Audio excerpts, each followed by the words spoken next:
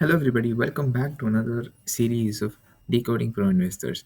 So, in this video, I am bringing the most reputed investment professional in India. Okay, we are not going abroad now. We will stay in India and we will talk about one of the most respected person in this industry, Mr. Ramdev Agarwal. So, Ramdev Agarwal is the CIO of Motilal Oswal AMC. Now, I am pretty sure Motilal Oswal is a common name in every Indian household, right? And it is commands a big reputation in the Indian AMC industry. So they have this famous framework called the QGLP framework, right? So QGLP stands for quality, growth, longevity, and price. So in this video, we'll be decoding completely on what the QGLP framework is, right from where how they pick the company, what the quality they look for, what is the parameters for growth and longevity that they check, and what are the price multiples that they arrive at to conclude the valuation.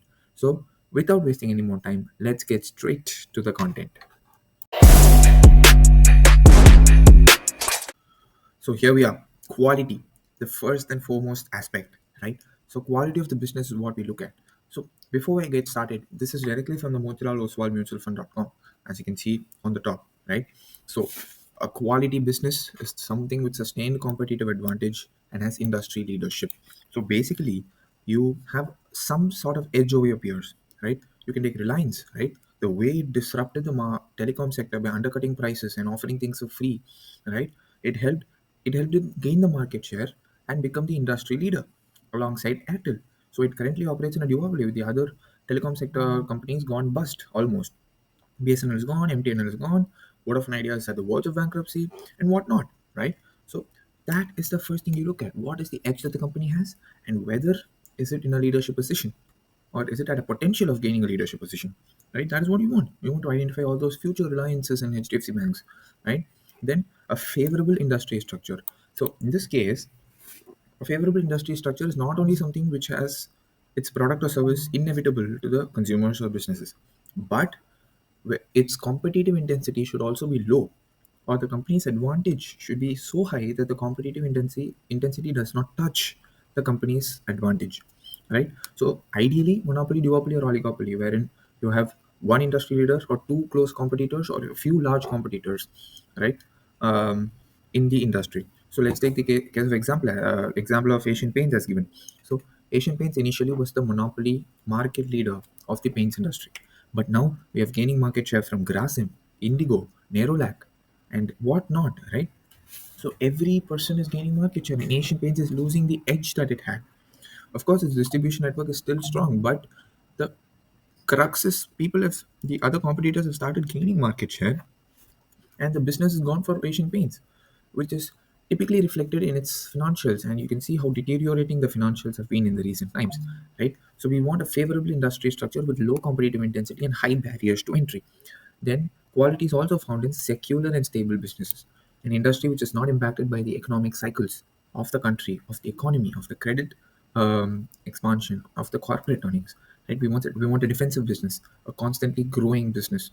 Say, for example, pharma or FMCG. We won't stop buying diabetes medicines, nor do we stop buying salt or rice for homes. Right? And finally, limited use of leverage. Note, it is not zero use of leverage, but a limited use. We have to find that perfect balance between usage of leverage, because debt has a lower cost of capital than equity, which ultimately reduces the weighted average cost of capital, right? So, but it also increases the potential cost of financial distress, wherein the company can go bankrupt. So we want a limited leverage on the balance sheet, which maximizes the value for shareholders, minimizes the risk for debt holders, and minimizes your WACC such that the value of the business is maximized. Right. So that is quality of the business. Now, quality of the management. Why is this important? If you have a good company, right? What is the whole point of having a good company which is run by poor management? We can take the case of Gensol, right? It was in a sunrise industry, but what happened? Ultimately, the company was ruined because of the poor management, which is the promoters had misappropriated the funds. Who suspected that, right? So you have to check for the quality of the management, whether they have the relevant skills, expertise to run the business, right? So competence, skills, and expertise. Then rational capital allocation policy. As I mentioned earlier, it should have a good balance of both debt and equity to minimize the cost of equity and maximize your value for shareholders and minimize risk for debt holders, right?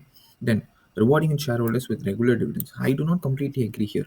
This is applicable in case of mature industries, but for sunrise industries like renewables or EVs or transformers and distribution, you need that aggressive reinvestment as capex in order to grow your business. Without which, the competitive advantage or the innovation fails to take place, right?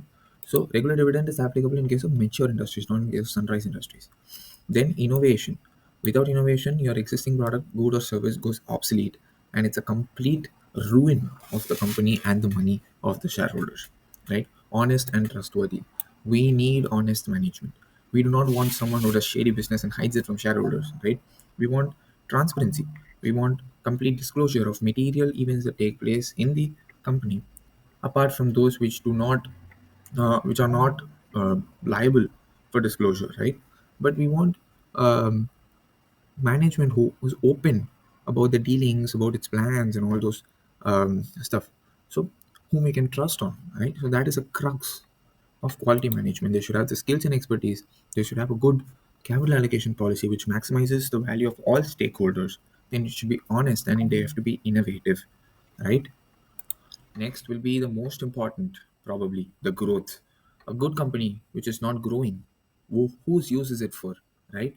So we need a company which has a large addressable market. We need to know how big the fish tank is, right? For all the players to have a good amount of share. So if the industry is growing at about 12 to 13%, then we could take the company, even if it does not do any innovation and just sticks with the industry, it will grow at the base bare minimum of the 12-13% that we just spoke about, right? And of course, if it gains market share, does something innovatively, then probably it will grow faster than the industry. But industry growth rate generally gives us the floor growth rate or the base growth rate of what we can expect from the companies in that industry, right? Gaining market share again was a point I just discussed. Then growth levers. Growth levers, we have multiple growth levers. First is the pricing power in a monopoly. Then we have innovative thinking, which acts as a further stimulant, right, to the margins. So there are two ways you can boost margins. One is your improving prices or growing top line, and two is reducing cost. If both happens, then it's the best of both worlds, right? But even if one happens, you have to prioritize which is better. A growing top line is obviously better because that is the very basic principle on which we invest in the company. We do not want a company which does not grow its top line at all. Then what is the whole point of we seeking capital appreciation, right? Capital appreciation is ideally arising from the company growing in size, which is depicted in the growing top line, right? Then finally, the growth should be in a profitable segment. A company whose a segment which is profitable, which has high margins, and which is in a sunrise segment, which has a large total addressable market, right? So let's say we have a company called Capri Global, which is an NBFC, right? It distributes various types of loans, and one of them is gold loans. So gold loans, we know, is inherently not as risky as the other loans because the underlying collateral, gold, is something which has a hedge against currency. So you can sell gold, which is ever rising, and recover your money. And typically, lenders do not lend the whole value of the collateral. They only lend about 75, 70%. The cap I think recently is 75%. So no, if a borrower defaults, then you just recover the collateral and sell it off in the open market to recover your money, right? So that's all it takes. So the growth should be in a profitable segment. Next is longevity. Longevity basically helps us understand how long is the growth for, right? So if the company is growing high for a long period of time, then its value will obviously be high because in a discounted cash flow model, you are growing your free cash flow higher at a high rate for a longer tenure before you apply the terminal value, right? So in that case, you will essentially have a higher value of the business, which is signified, which is you know, which is evident of a good growing company. So first is the long competitive advantage. You have Reliance, which was established initially by Dhirubhai Ambani, and the kind of advantage that it has enjoyed since then is unmatchable, right? Now Mukesh Ambani is taking the Reliance to a whole new level by diversifying it across segments and ensuring leadership in everything. So with this, we know that Reliance is not going to go bust until the next century, probably, right? So the last aspect the price. What price are you paying? A good business bought at a bad price is a bad investment, whereas even a bad business bought at a great price is a good investment. Mr. Warren Buffett himself admitted this. So let's take the case of the technology boom of 1998 99, before the dot com bubble, right? What happened? Even Infosys was around trading at about 300, or I think 160 PE something. So if you had bought Infosys back then, a market leader, it would have taken you about 8 years or so to recover, to break even, right? So where is the complete opportunity cost of this 8 years? So that is the cost of paying a very hefty price and being driven by euphoria rather than the underlying intrinsic value of the business. So that is arrived by the price. So you use various ratios to arrive at the intrinsic value. You can either use a relative valuation where you compare it with peers, but in the absence of it, you can use their DCF to arrive at the absolute intrinsic value, right? So discount to historical PE, price to book, PEG, DCF. Replacement value is basically your net asset valuation model, and then you have popular or unpopular idea. That I think is depending on how promising the company's product or services, right? So you assign a premium or a discount accordingly. Then payback ratio, the dividend discount model.